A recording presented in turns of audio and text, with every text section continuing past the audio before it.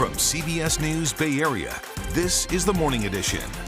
Yeah, the heat wave continues this holiday weekend. How long is it going to last? Some parts of the Bay Area hit triple digits, but not everywhere. It's kind of all you could ask for, you know? You don't need air conditioning out here. It's just perfect. We'll show you some places where people escape the heat while still enjoying the outdoors. And fire-related injuries are potential hazards this holiday weekend, even if you're not handling fireworks. Good morning. It is Sunday, July 2nd. I'm Devin Feely. We are anticipating another hot day across most of the Bay Area. Let's start with a quick look at today's forecast with First Alert meteorologist Darren Pack. Well, we've got to get through one more day. We have still got a heat advisory for all of the inland locations here for the Bay Area as a whole. Stays in effect until 11 o'clock at night, and here's the reason why. Even though the temperatures today are a couple of degrees cooler than we were on Saturday. Saturday was the hottest, but Sunday's still hot enough because you'll still see daytime highs for those inland valleys. Livermore could potentially still make it up to 100. We go to 95 in Pleasanton. We'll hit 92 in Santa Rosa today and 92 in San Jose. Look at the numbers right through the immediate Golden Gate, staying right at average. I've got really good news in terms of a cool down coming for the early part of this week. I'll see you with that in the complete First Alert forecast in just a bit. San Francisco's Ocean Beach was a place to be if you wanted to avoid the heat. People were enjoying Saturday's cool ocean breeze. One person actually spent his day fishing by the water. Now, meanwhile, on the other side of the bay, a very different story. People were not letting the heat ruin their weekend plans. They just needed a little shade. I think it's probably a great relief from the heat. I mean, can't even really imagine sometimes. I'm pretty spoiled to live here, so I don't have to deal with that. We found the trees, we found the shade, we brought water. My brother and I are both, desert rats, so we brought handkerchiefs to keep them cold around the neck. And sticking with the shade.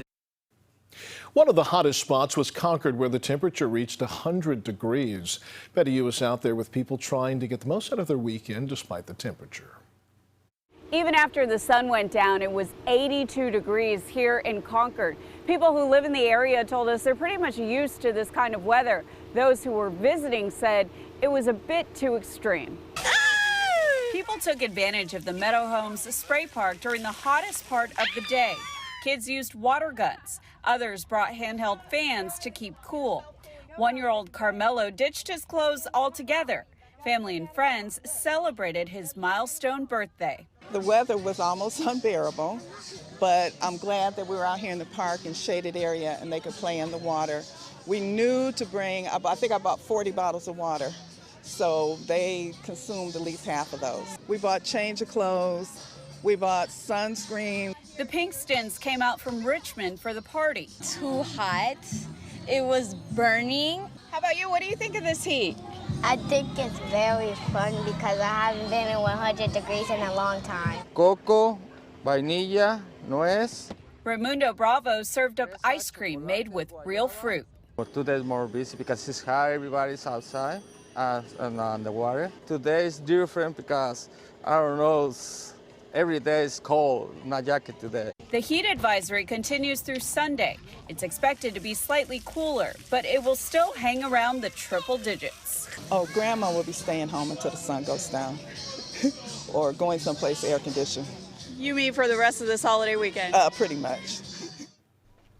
All right, so if the mission is to beat the heat, you really have two options. Find some shade, head to the coast. Some folks actually did both of those, but you could almost have walked to Muir Woods in Marin County faster than you could drive. Dallin has that story. The giant redwoods, the creeks, and all the shade, Muir Woods, a popular spot for folks escaping from the heat. Muir Woods National Monument is packed on most weekends. Add in the warm weather and the July 4th holiday weekend, park rangers say it was extra busy with a lot more foot traffic. Oh yeah, and I like the tiny little creek over there too. Among the thousands of visitors this weekend is the Jones family from Berkeley. Mom, dad, and 2 kids bonding over a hiking adventure. Yeah, there's the trails that way. Yeah, I think we should go trails.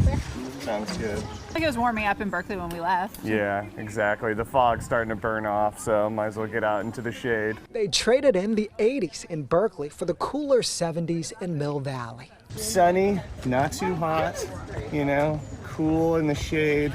It's kind of all you could ask for, you know? You don't need air conditioning out here. It's just perfect. Some families came from inland communities that saw triple-digit temperatures. It's a really easy hike for the girls, and in the shade, it was a nice reprieve. It was beautiful. We really enjoyed it. Is this a great way to beat the heat?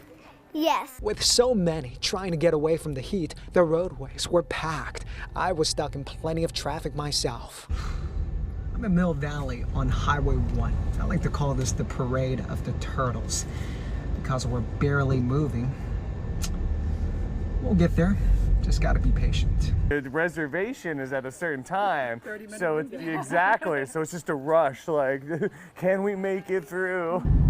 Once they got closer to the North Bay, they were met by Carl the Fog. You can barely make out the top of the Golden Gate Bridge. How long did it take you guys to drive from Burke? Oh, hour and a half, I want to say. Yeah, pretty brutal. A long drive that turned into a cool, fun, and carefree day for the kids. They say it was all worth it. Just I'm excited to spend this time with the kids and have this time outside together. Folks planning to drive out here need to buy a parking reservation, but all the popular time slots leading up to July 4th are sold out. So the best bet, public transit or take a shuttle. The heat had a lot of impacts that you might not even think about. It also disrupted public transit. High temperatures forced BART to run trains at slower speeds in the East Bay in order to prevent the rails from overheating. Now, one passenger coming from the airport in Oakland was confused as to why his train was just inching along. It just slowed to a crawl almost. I thought something was wrong with the train. It's a great deal to be able to ride out here from the airport, though, instead of messing with that traffic. Yeah. So we enjoy it, but it was slow today. Now, the yellow line, the Antioch line, was the most affected yesterday afternoon. Stay with us the rest of the weekend as we track the fire danger and the first alert weather, as you can find a list of Bay Area cooling centers on our website at KPIX.com. We're also streaming on the CBS News app. With the 4th of July holiday comes concern about fireworks and the injuries that they can cause. But one of the Bay Area's top burn doctors says there is a lot more than just fireworks to worry about. He's warning the public about the potential dangers of backyard barbecues and bonfires this time of year. For 59-year-old Duncan Reno, it was a moment of pure panic followed by searing pain. It exploded, it flashed, and it basically flashed toward me. This was Duncan a week ago, seated on the patio of his daughter's home. Their fire pit exploded like a fireball, sending flames racing up his legs and chest. I caught on fire, and I couldn't put it out. I was patting down my chest. That's why my hands got burnt so bad. A week later, with one surgery already under his belt and another scheduled, Duncan is slowly and painfully recovering from the burns that cover roughly 10% of his body. Just the pain that radiates from what I have to do with these legs hurts so bad. So it's just an intolerable, because you can't get relief from it, you know. Doctors at Valley Medical's burn unit wanted to get the word out about the dangers of both fire and firework-related injuries as we near the 4th of July holiday. The weather's getting warmer, people are out, they want to barbecue, make food, so that really ends up being the mixture. Of course, we do see the firework-related injuries, and those are often people losing fingers and hands from mortars. Doctors say that fire and fireworks can be dangerous, disfiguring, and even deadly. They hope that caution and common sense will spare others the painful ordeal, like the one that Duncan's enduring right now. It was an instant, and our lives changed. And we were doing nothing different. We were doing what we normally do. If you are going to set off fireworks this 4th of July, there are only 10 cities in the Greater Bay Area that allow you to buy and to use them, from Cloverdale in the north down to Gilroy in the south, along with a handful in the East Bay, Solano County, and on the peninsula.